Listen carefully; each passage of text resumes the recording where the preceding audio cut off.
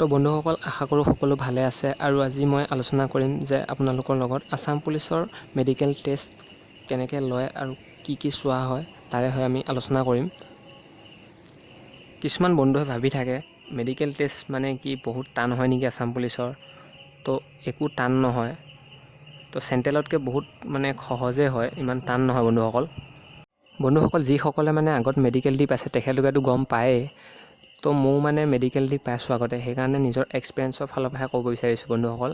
তো ভিডিঅ'টো স্কিপ নকৰাকৈ শেষলৈকে চাই থাকিব।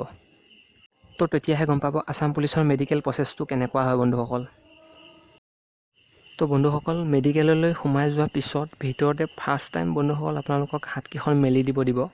তো মেলি দিয়াৰ পিছত বন্ধুসকল আপোনাৰ হাতৰ গাঁঠিটো ভিতৰলৈ সোমোৱা নে বন্ধুসকল বাহিৰলৈ ওলোৱা সেইটো চাব।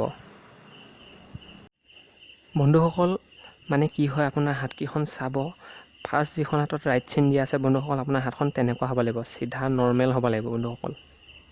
তো বন্ধুসকল আপোনাৰ হাত দুখন এনেকৈ মেলি দিব। তো মেলি দিয়াৰ পিছত হাতৰ দুইখন আঙুলি বন্ধুসকল লগাই দিব। তো লগাই দিওঁতে আপোনাৰ হাতৰ গাঁঠি দুটা যাতে আপোনাৰ দুইটা গাঁঠি লগালগ নহয়। যদি লগালগ হয় বন্ধুসকল তেতিয়াহ'লে আপুনি মেডিকেল ফেইল হ'ব। যদিহে আপোনাৰ হাত দুখনৰ গাঁঠি দুটা নালাগে তেতিয়াহ'লে আপুনি পাছ হ'ব। তাৰপিছত বন্ধুসকল আপোনাৰ হাতৰ আঙুলিবোৰ চাব। যদি এনেকুৱা বেকা বেকি হয় তেতিয়া আপুনি মেডিকেল ফেইল হ'ব। যদি চিধা হয় আপোনাৰ আঙুলিবোৰ তেতিয়াহ'লে আপুনি মেডিকেল পাছ হ'ব। তাৰপিছত আহিব বন্ধুসকল ভৰিকেইখন বন্ধুসকল প্ৰথমটো ৰাইট চিন দিয়া আছে, দেখিছে নহয়। যিটো ৰাইট চিন দিয়া আছে সেইটো যদি নিচিনা যদি নৰ্মেল হয় বন্ধুসকল তেতিয়াহ'লে আপোনাৰ মেডিকেল পাছ হ'ব। যদিহে মাজৰ কেইখনৰ নিচিনা যদি ভৰিকেইখন বেছি বহল হয় তেতিয়াও আপোনাৰ মেডিকেল কেঞ্চেল হ'ব। আৰু 3 নম্বৰখন দেখিছে, যদি ভৰিকেইখনৰ গাঁঠি দুটা যদি দুইখন ভৰি লাগি যায় তো বন্ধুসকল তেতিয়াও আপোনাৰ মেডিকেল ৰিজেক্টে হ'ব। তাৰপিছত বন্ধুসকল আপোনালোকে আহিব ভৰিৰ তলুৱাখন চাব। আৰু তলুৱাখন প্ৰথম যিটো দেখাইছোঁ মই ভৰি তলুৱাখন ধুনীয়াকৈ মাটিত পাকাত যাতে লাগি যায়, তেনেকৈ লাগি যোৱা হ'লে কেঞ্চেল হ'ব। আৰু ছেকেণ্ড যিখন দেখাইছোঁ ৰাইট চিন দিয়া আছে সেইখনৰ নিচিনা নৰ্মেল অকণমান উঠা হ'ব লাগিব। আৰু 3 নম্বৰ যিখন আপোনাৰ পেটটো একে উঠা হৈ আছে সেইখন হ'লে বন্ধুসকল ৰিজেক্ট কৰা হ'ব। তো বন্ধুসকল আপোনালোকে ঘৰতে গম পাই যাব। আপোনালোকে পাকা এখনত ধুনীয়াকৈ ভৰিত পানী লগাই ধুনীয়াকৈ খোজকাঢ়ি যাব, তাত গম পাই যাব। খোজটো বহিলে আপোনালোকে গম পাই যাব যে আপোনালোকৰ মেডিকেল পাছ নে ফেইল।